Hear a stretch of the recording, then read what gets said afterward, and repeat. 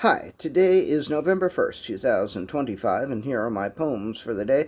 The first one is poem number 1693 for the year, English Breakfast Tea.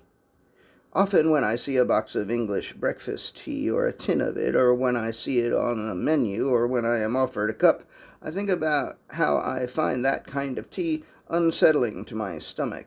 Also, as an automatic response to English breakfast tea, I often think Anguish breakfast tea.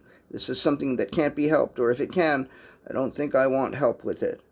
Poem number 1694, Anguish breakfast tea. She slowly poured herself some Anguish breakfast tea, and as she held the mug, she felt the warmth flow into her hands, and she mourned, and she wept, and plunged herself into hopeless despair. And as she sipped the tea, she clung to tiny droplets of hope, and they sustained her until the anguish left her. Poem number 1695, it's a haiku, November. Another newborn month, a chilly one with less light. November is here. Poem number 1696, Hard Lunch. After the hard launch, they had a hard lunch of very stale bread, frozen soup, sliced steel girder, and pomegranates made of granite.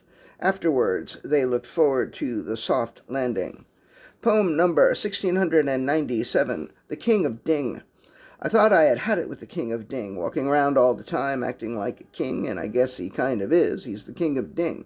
But is that even actually an actual thing?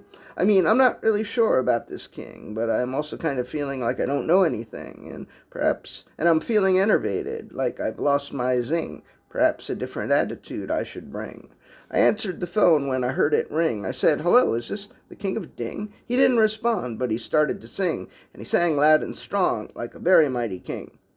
'Cause he's the King of Ding, and he wears a lot of bling, and if he was a dynasty, he would be Ming, and if he was a bird, he would be on the wing, and if he was a bee, he'd have a hell of a sting, and if you fuck with him, he'll put your ass in a sling, 'cause he's the motherfucking ever-loving King of Ding. Yes, he's the motherfucking ever-loving King of Ding.